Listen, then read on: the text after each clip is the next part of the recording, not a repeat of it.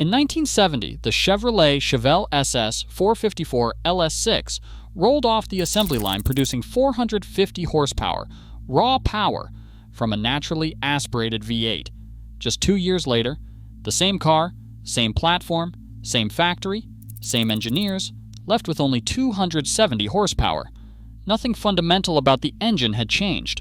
What changed were the rules around it. Regulation, insurance, economics, and fuel prices, three forces arriving within 5 years, dismantled the American muscle car at the peak of its power. What followed was a 40-year reconstruction, ending with a factory-built car so powerful it was banned from motorsport competition. This is the 60-year arc of American muscle, how it began with defiance, collapsed under pressure, and returned stronger than ever. The muscle car wasn't born from strategy. It was born from insubordination. In 1963, General Motors had an internal rule: no engine larger than 1 cubic inch per 10 pounds of vehicle weight in midsize cars.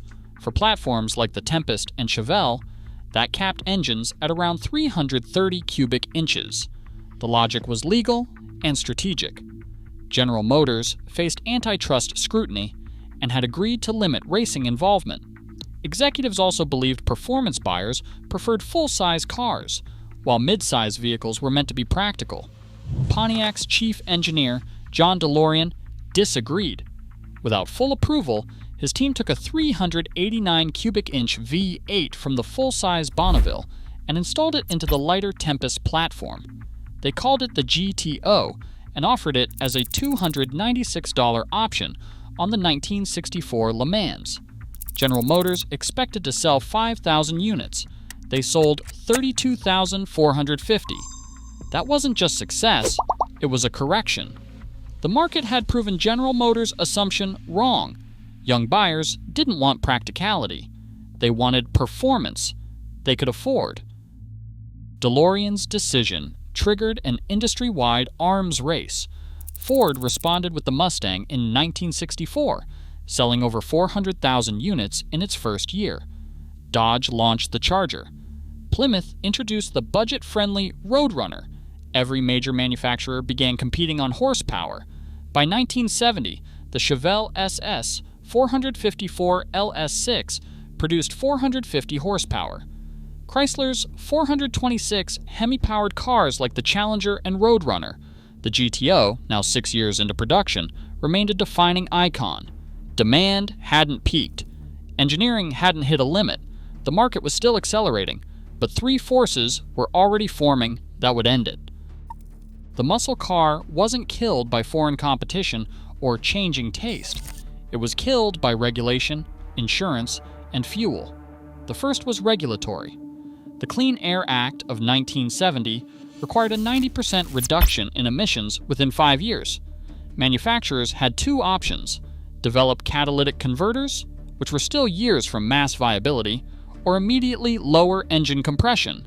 Most chose compression. Lower compression meant less power. By 1971, horsepower numbers dropped sharply. The Chevelle SS 454 fell from 450 to 365 horsepower. Then in 1972, the industry shifted from gross horsepower ratings to net horsepower, measured with real-world accessories. The same engine was now rated at 270 horsepower. In 2 years, the defining characteristic of muscle cars, power, was reduced by roughly 40%. This was not because engineers lost capability, but because regulations forced a different outcome. The second force was insurance. By the late 1960s, insurers had clear data. Young male drivers in high-performance cars produced high claim rates.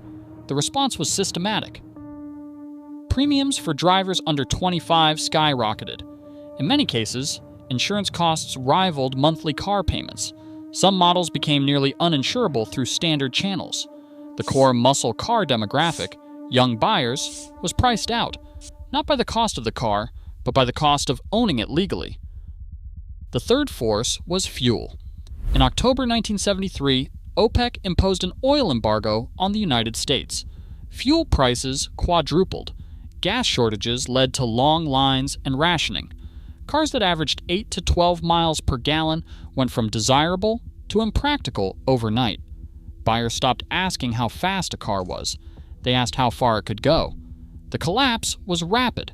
The GTO was discontinued in 1974. The 426 Hemi disappeared after 1971. The Challenger vanished. In 1975, fuel economy regulations made large, inefficient engines economically unviable. By 1980, the Corvette produced just 180 horsepower from a 5.7-liter V8. A decade earlier, similar engines produced over 350 horsepower.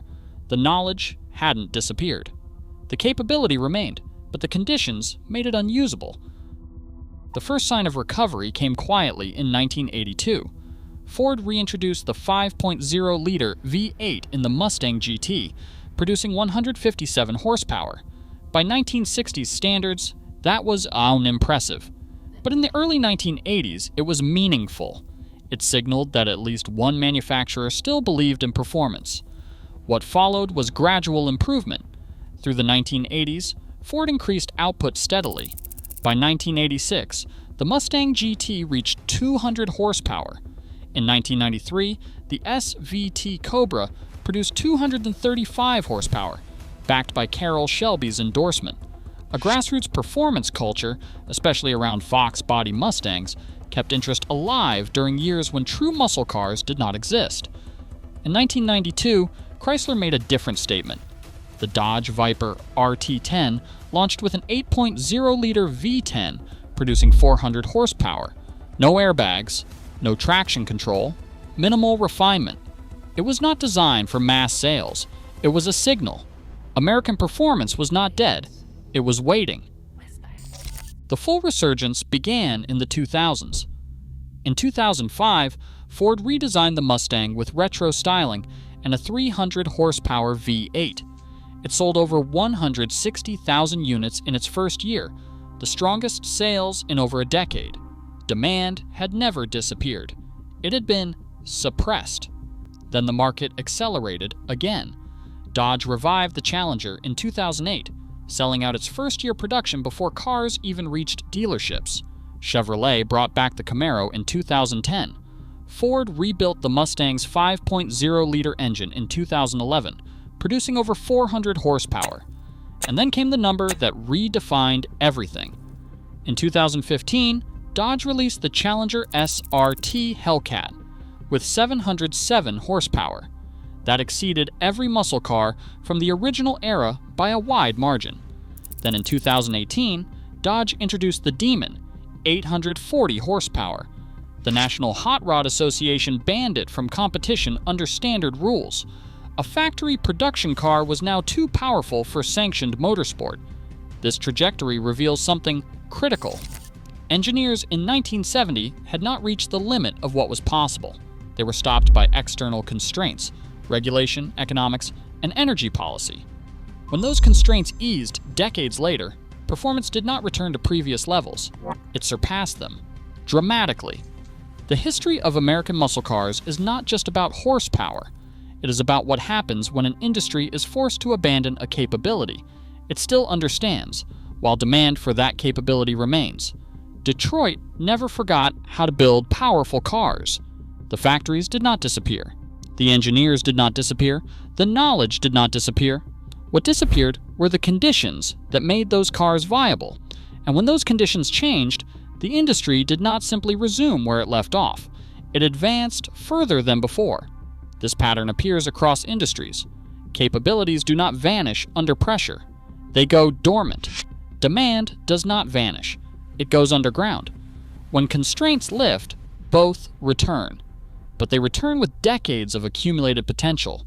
The 2018 Dodge Demon, 840 horsepower and banned from drag strips, is the result of that accumulated potential finally being unleashed.